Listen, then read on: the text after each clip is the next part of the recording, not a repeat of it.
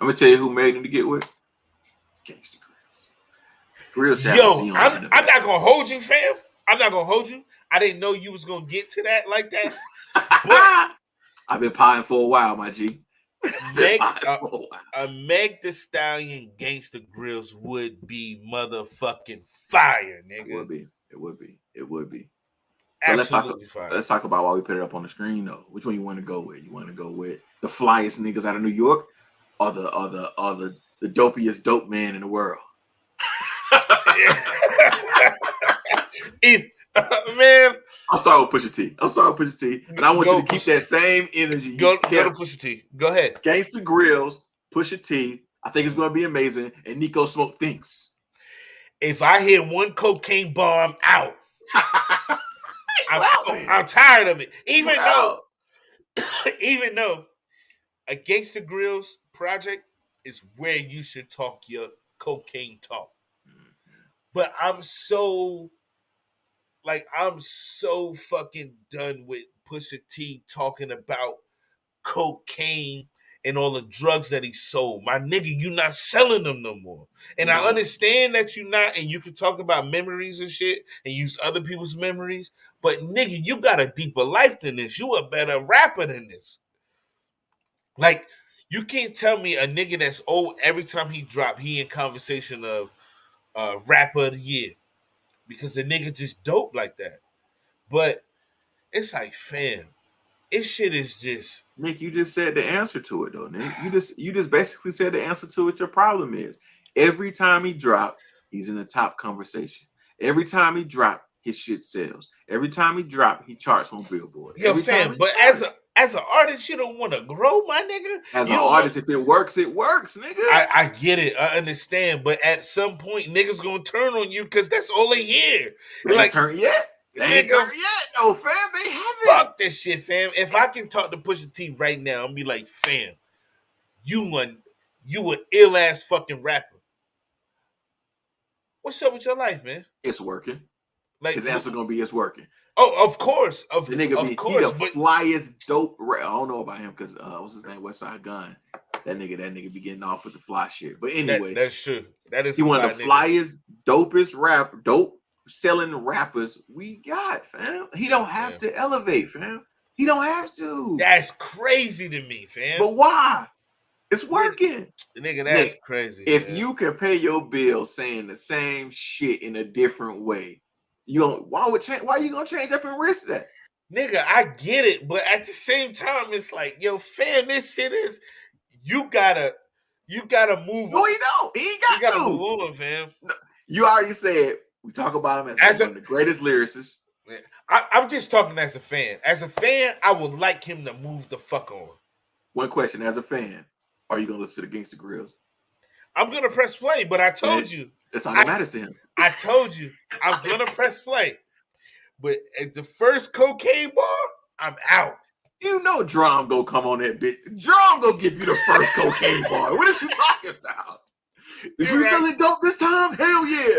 You already know what he gonna come with. Yo, fam, that shit's crazy, fam. The second one I'm a little confused about. I hope you can help me with the clarity on this one. Dipset. It's a Juelz Santana Gangsta Grills or is it Juelz and Jimmy Gangsta Grills? From how I heard it, I thought it was a Juelz Gangsta Grills. But I thought it was Jimmy and Juelz. But that's the thing with Jimmy. If it's some excitement coming on, he gonna attach himself. Right. Jimmy is the marketer of marketers, fam. Yeah, he gonna attach himself to it. And whether it's he on a couple records or the whole fucking thing with him, he gonna attach himself with it, which is, I mean, he's always been the marketing guy for Dipset. He's always been the guy that put these niggas in the forefront and keep that shit alive. I don't know. I put niggas in the forefront. That's Cam. Slow your roll, fam. I get what you want to say, fam. I get what you want to say. Okay. But Jimmy has held the torch down for Dipset for way longer than Cam has. I don't know about that, fam. Cam disappeared. At one point, it wouldn't be a Dipset if it wasn't for Cam, fam. Fam, it wouldn't be a Dipset if it wasn't for all of it. I get that, but Cam kicked the door, fam. And they all respect Jimmy. You should too. If it wasn't for Jimmy, Freaky Zicky, Cam, Jewels, like we gotta remember, outside of Cam, Jim wasn't really a rapper like that. No, it was the muscle, it was the But body. the nigga who really set off Dipset was Jewels. And then when Cam decided to go to Ohio and disappear on niggas, you know what I mean? He even sold Jewel's contract to Def Jam for $5 million. And fuck this nigga. Like, We're not gonna do that. But We're not what gonna Jimmy was, we're not gonna dig into the walls of Dipset, fam. Not on hey my man, time. all I'm saying is Respect the Jimmy bird. is very good at marketing not only himself but Dipset, and he gonna make sure his little nigga gonna be straight out here. Quick question, right? You think Jim Jones will still push it if it's trash?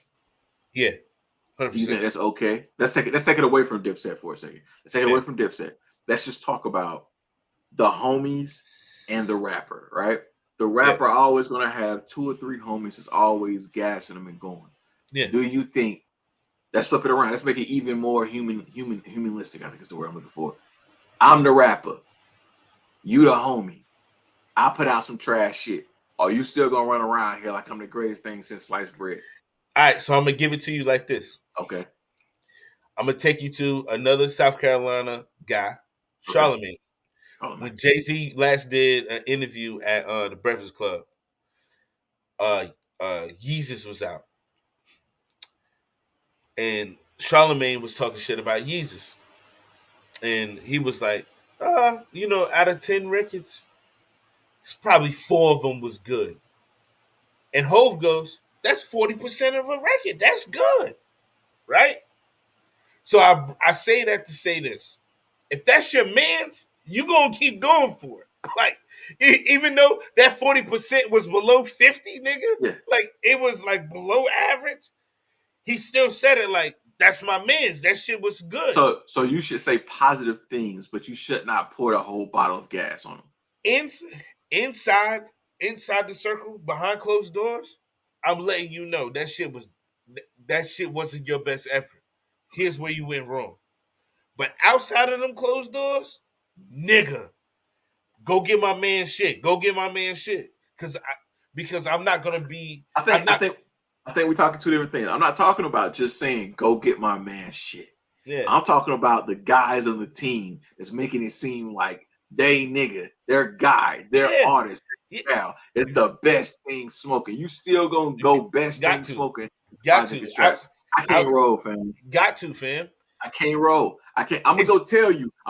Go pick up my nigga Nico shit. Go get Nico. Go get Nico. Go get Nico. Go get Nico. But I'm not gonna attach that statement of this is the hardest shit ever. Go get Nico. I'm just gonna tell you, go get my man shit. You shopping? Go get my man shit. You in the store? Yeah, my man shit. Yeah.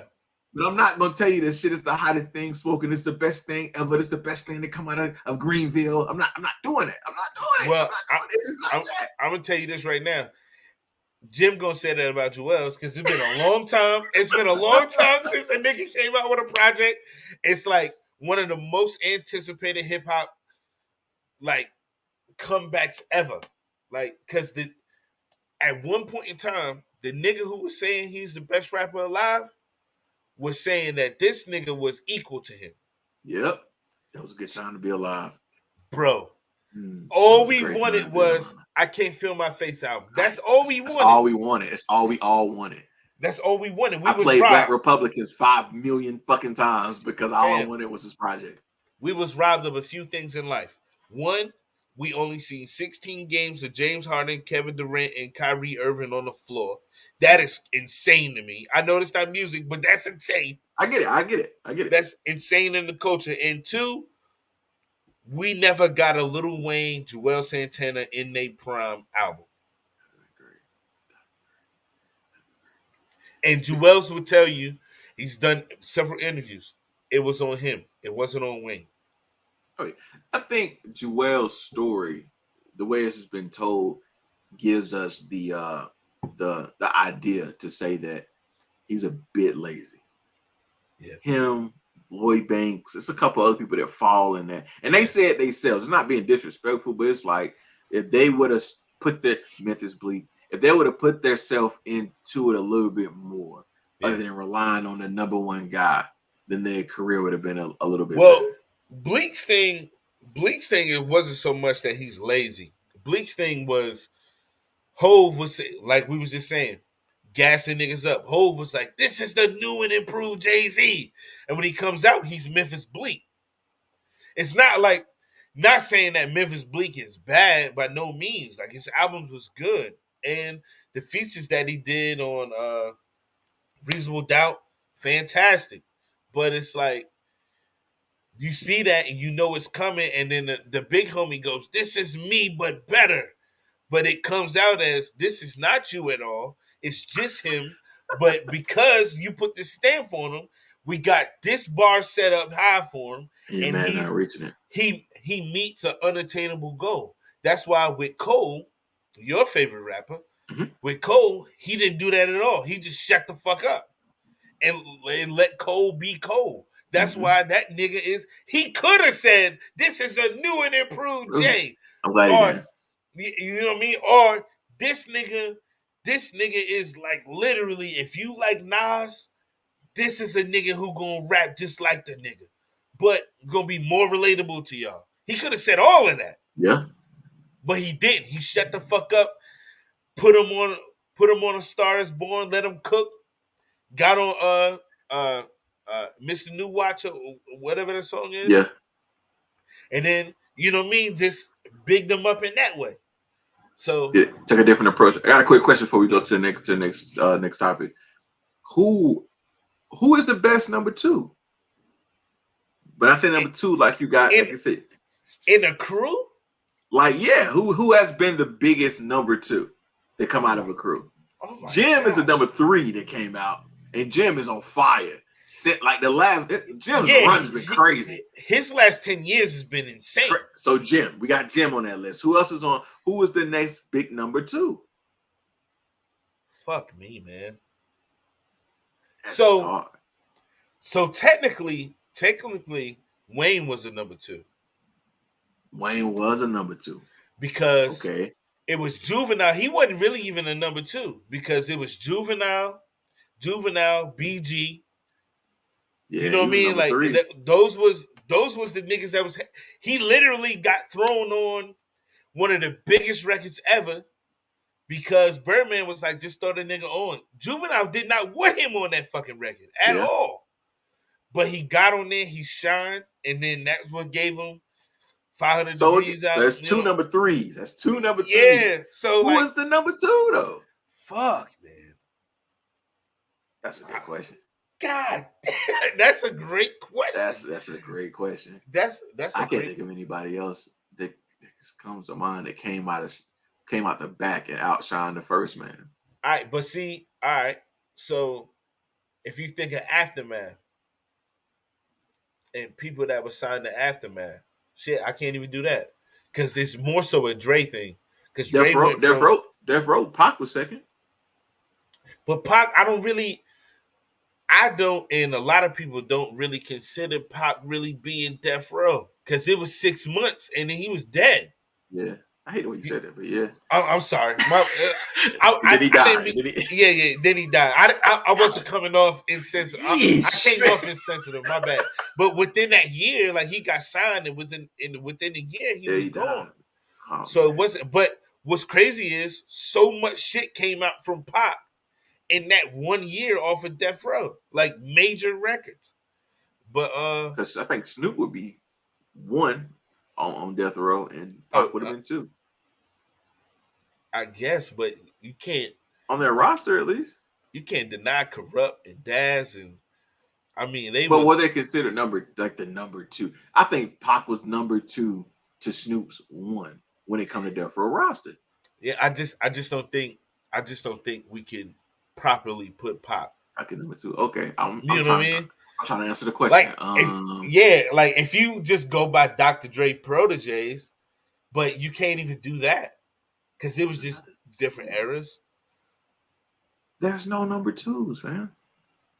There's no number twos. This is Jimmy and Wayne who came out the third slot. Yeah. There's no one who came from the second slot. That might be a hard thing to do. To come from number two. You can't even consider Cole.